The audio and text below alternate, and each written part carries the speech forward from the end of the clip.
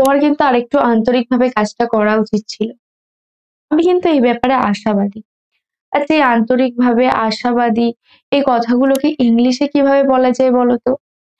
এগুলো আমরা রোজ ব্যবহার করে থাকি এবং যখন আরো একটু ভালোভাবে আরেকটু ভদ্রভাবে কথা বলতে চাই তখন এটা ব্যবহার করি। এই যে আমি ভদ্রভাবে বললাম, এটাকেই বা ইংলিশে কি বলবো? So in today's class we are going to learn that. Hello everyone, this is Barnali here and you are watching me in Barnali Classroom. তো দেখো, এরকম বেশ কিছু ওয়ার্ড রয়েছে যেগুলো আমরা বুঝতে পারি না যে এটা ইংলিশে কিভাবে বলবো, বা আমরা যদি ইংলিশে ওয়ার্ড না জেনে থাকি তাহলে তো সেটাকে ইংলিশে বলা সম্ভবই নয়।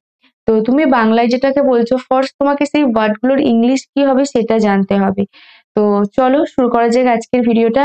আজকের ভিডিওতে আমি সেই রকমই বেশ কিছু ওয়ার্ড সিলেক্ট করেছি যে ওয়ার্ড গুলো তোমার ডেইলি ইউজে কথা বলার ক্ষেত্রে ব্যবহার হয়ে থাকে। তো আমি সেই ওয়ার্ড গুলো তোমাকে বলবো, সেটার বাংলা মানে বলবো এবং এগুলোকে তুমি কিভাবে ব্যবহার করতে পারো সেটাও তোমায় বলবো। তো চলো শুরু করা যাক ভিডিওটা। তবে ভিডিও শুরু করার আগে আমি আবারও বলবো, just do subscribe my channel.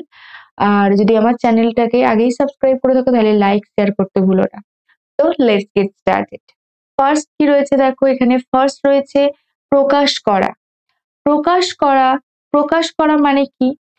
এরকম হয় দেখবে তোমার কোনো সিক্রেট রয়েছে, তো সেই সিক্রেটটাকে তুমি প্রকাশ করতে যাচ্ছ, তো সেটাকে কি বলবো আমরা?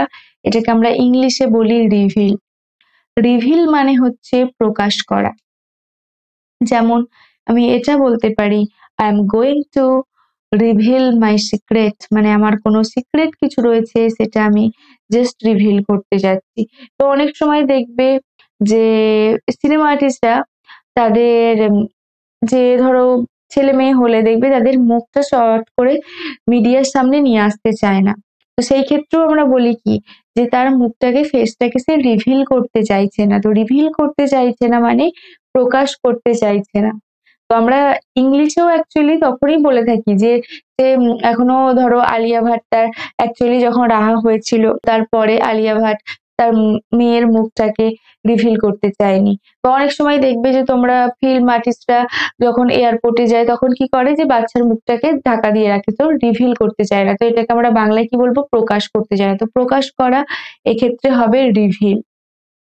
নেক্সট, নেক্সট হচ্ছে আন্তরিকভাবে। আন্তরিকভাবে আমরা যখন কোনো কাজ করি আমাদের সেই কাজটা আন্তরিকভাবে করা উচিত। তো এই আন্তরিকভাবে এটার ইংলিশ হচ্ছে সিনসিয়ারলি। সিনসিয়ারলি, সিনসিয়ারলি মানে হচ্ছে আন্তরিকভাবে। Sincerely you have to do this, মানে আন্তরিকভাবে কিন্তু তোমাকে এই কাজটা করতে হবে। তো আন্তরিকভাবে এটাকে আমরা বলবো সিনসিয়ারলি। তো বা এটা বলতে পারি যে sincerely he has completed his work, মানে খুব আন্তরিকভাবে খুব যত্ন করে সে তার কাজটাকে শেষ করেছে। তো আন্তরিকভাবে ইংলিশ হচ্ছে সিনসিয়ারলি। নেক্সট হচ্ছে ভদ্র। ভদ্র ইংলিশ, ভদ্র ইংলিশ হচ্ছে পোলাইট। পোলাইট মানে হচ্ছে ভদ্র। আমি যেমন এটা বলতে পারি যে যদি বলি যে তুমি একটু ভদ্র হও তাহলে কি বলবো? B polite. বি পোলাইট মানে তুমি একটু ভদ্র হও। কিন্তু এবার যদি আমি বলি যে একটু ভদ্রভাবে কথা বলো, তো স্পিক পোলাইটলি, সেক্ষেত্রে আমরা কি বলবো? Speak politely. তখন সেটা অ্যাডভার্ব হয়ে যাবে। সো বি পোলাইট মানে হচ্ছে একটু ভদ্র হও, অ্যান্ড স্পিক পোলাইটলি মানে ভদ্রভাবে কথা বলো। নেক্সট কি রয়েছে? নেক্সট হচ্ছে আশাবাদী। আশাবাদী, আশাবাদী মানে হচ্ছে কি, আমরা বলি যে হ্যাঁ কি হবে সেটা নিয়ে মানে তোমার একটা আশা রয়েছে। আশা ইংলিশ হচ্ছে হোপ। আশা ইংলিশ হোপ। সেই ক্ষেত্রে আশাবাদী ইংলিশ হবে হোপফুল। আশাবাদী ইংলিশ হবে হোপফুল। যেমন আমরা বলি যে I am hopeful he is going to do a good result, মানে সে একটা ভালো রেজাল্ট করবে এই ব্যাপারে আমি হোপফুল বা আমি আশাবাদী। তো এই আমি আশাবাদী এটাকে আমরা বলবো হোপফুল। হোপফুল মানে হচ্ছে আশাবাদী। নেক্সট প্রতিবাদ। প্রতিবাদ হচ্ছে প্রোটেস্ট। প্রতিবাদ ইংলিশ হচ্ছে প্রোটেস্ট। মানে দেখবে অনেক সময় হয় না যে দেখবে মিছিল বেরোচ্ছে কোনো কিছুর এগেইনস্টে, তো এইটাকে আমরা কি বলি যে এই মিছিল বেরোনো যেটা হচ্ছে সেটাকে আমরা কি বলি যে প্রোটেস্ট করছে ওরা। প্রোটেস্ট করছে মানে তারা অ্যাকচুয়ালি প্রতিবাদ করছে। তো এই প্রতিবাদ করা এটার ইংলিশ হচ্ছে প্রোটেস্ট। নেক্সট সংশোধন। সংশোধন হচ্ছে ভীষণই ইম্পর্টেন্ট, মানে তুমি যদি কোনো ভুল করো তাহলে অবশ্যই কিন্তু তোমাকে সেটা সংশোধন করা উচিত। তো সংশোধন ইংলিশ হচ্ছে অ্যাকচুয়ালি কারেকশন। সংশোধন ইংলিশ হচ্ছে কারেকশন। তো ভুল করলে অবশ্যই আমাদের কারেকশন করা উচিত। আরো একটা জায়গায় আমরা কারেকশন এই ওয়ার্ডটা ব্যবহার করি সবথেকে বেশি, দেখবে যে আচ্ছা তোমার কি খাতাটা চেক হয়েছে? তোমার কি খাতাটা কারেকশন হয়েছে? মানে যখন কোনো ধরো এক্সাম দিয়েছো বা তুমি ধরো যদি টিচার হয়ে থাকো সেই ক্ষেত্রে বলা হয় যে খাতাটা এখনো কারেকশন হয়নি। তো এই কারেকশন হয়নি বা কারেকশন হয়ে গেছে, তো এই কারেকশন এটার মানে হচ্ছে অ্যাকচুয়ালি সংশোধন। মানে তোমাকে যেটা লিখে দেওয়া হয়েছে সেটা আদৌ ঠিক হয়েছে বা যেটা ভুল হয়েছিল সেটা তোমার সংশোধন করতে হবে। তো সংশোধন ইংলিশ হচ্ছে কারেকশন। আর শুধুমাত্র কোনো পরীক্ষার ক্ষেত্রে বা এক্সামের ক্ষেত্রেই নয়, কারেকশন আমরা যদি জীবনেও কোনো ভুল করে থাকি তাহলে সেই ক্ষেত্রেও উচিত, সেই ক্ষেত্রেও কিন্তু আমরা কারেকশন ওয়ার্ডটা ব্যবহার করতে পারি। নেক্সট হচ্ছে পালানো। পালানো ইংলিশ হচ্ছে এসকেপ। পালানো ইংলিশ হচ্ছে এসকেপ। এর আরো একটা সিনোনিম আমরা বলতে পারি রান অ্যাওয়ে। রান অ্যাওয়ে মানেও পালানো। তো যেমন আমরা এটা বলতে পারি the thief escaped from the police station, মানে সে পুলিশ স্টেশন থেকে থিফটা পালিয়ে গেছে বা পালিয়ে গিয়েছিল। তো এই পালিয়ে গিয়েছিল এটার ইংলিশ হচ্ছে এসকেপ। এসকেপ ছাড়াও আমরা রান অ্যাওয়ে এই ফ্রেজাল ভার্বটা ইউজ করতে পারি। নেক্সট হচ্ছে প্রশংসনীয়। প্রশংসনীয়, প্রশংসা ইংলিশ হচ্ছে প্রেজ। প্রেজ মানে হচ্ছে প্রশংসা। আর প্রশংসনীয় এটা হবে প্রেজ ওয়ার্দি। প্রেজ ওয়ার্দি মানে যেমন ধরো আমরা বলি না যে বিশ্বাস। বিশ্বাস মানে হচ্ছে ট্রাস্ট। এবার তুমি যাকে বিশ্বাস করতে পারো, বিশ্বাসী, তাকে আমরা কি বলবো? Trust worthy. ঠিক সেরকমই যে প্রশংসনীয় মানে যে কাজটা হয়েছে এই কাজটা সত্যিই প্রশংসনীয়, সে সত্যিই একজন প্রশংসনীয় ব্যক্তি। তো প্রশংসনীয় মানে প্রেজ ওয়ার্দি। নেক্সট ষড়যন্ত্র। ষড়যন্ত্র ইংলিশ হচ্ছে কনস্পিরেসি। কনস্পিরেসি। কনস্পিরেসি মানে হচ্ছে ষড়যন্ত্র। তো কনস্পিরেসি এটাকে আমরা এটা এইভাবে বলতে পারি যে তারা হয়তো কোন একটা কনস্পিরেসি করছে। তো they are making conspiracy against me বা দে আর ডুইং কনস্পিরেসি। তো তারা কনস্পিরেসি করছে বা ষড়যন্ত্র করছে। তো ষড়যন্ত্র করা এটাকে আমরা ইংলিশে বলবো কনস্পিরেসি। নেক্সট স্বীকার করা। স্বীকার করা। স্বীকার করা মানে আমরা দেখবে বলি যে হতেই পারে তুমি ভুল করেছো কিন্তু সেটা তো তোমার স্বীকার করা উচিত। তো স্বীকার করা উচিত এটার মানে হচ্ছে কনফেস। কনফেস মানে হচ্ছে স্বীকার করা। তুমি ভুল করতেই পারো but you have to confess that. তো তুমি যদি কোনো ভুল করে থাকো তাহলে অবশ্যই তোমাকে সেটা কনফেস করতে হবে, তোমাকে সেটা স্বীকার করতে হবে। তো স্বীকার করা ইংলিশ হচ্ছে কনফেস। তো এই ক্ষেত্রে আমরা কিছু কিছু ক্ষেত্রে স্বীকার করা ইংলিশ অ্যাকসেপ্টও করতে পারি, মানে অ্যাকসেপ্টও বলতে পারি।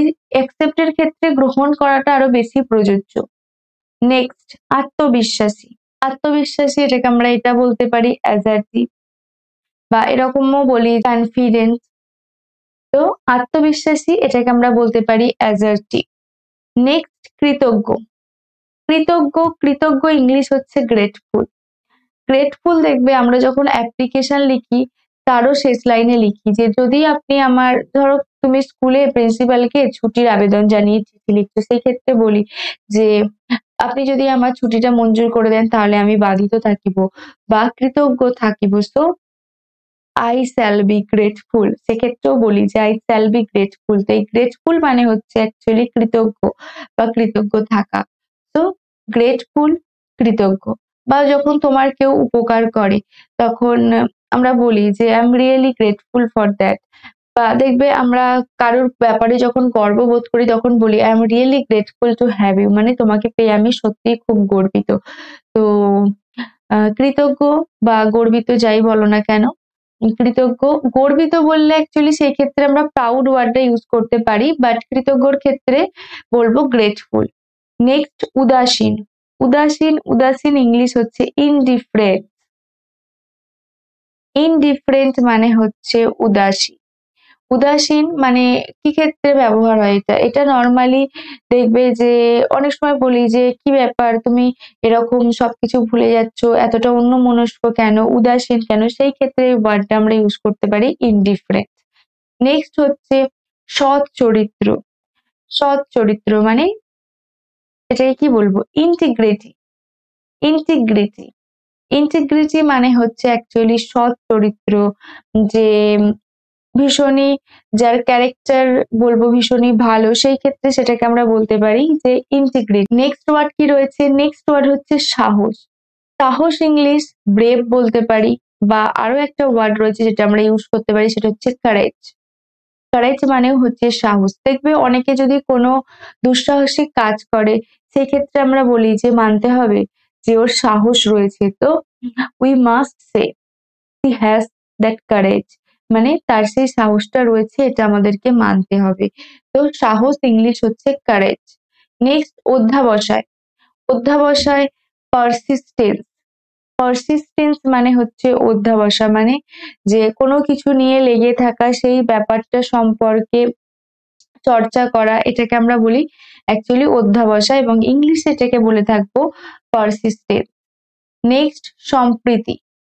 সম্প্রীতি ইংলিশ হচ্ছে হারমনি। সম্প্রীতি মানে হচ্ছে কারোর প্রতি একটা দয়া দেখানো, দয়া ঠিক বলবো না, একটা সহানুভূতি। তো সেইটাকে আমরা ইংলিশে বলতে পারি হারমনি। হারমনি মানে হচ্ছে কারোর প্রতি একটা সহানুভূতি।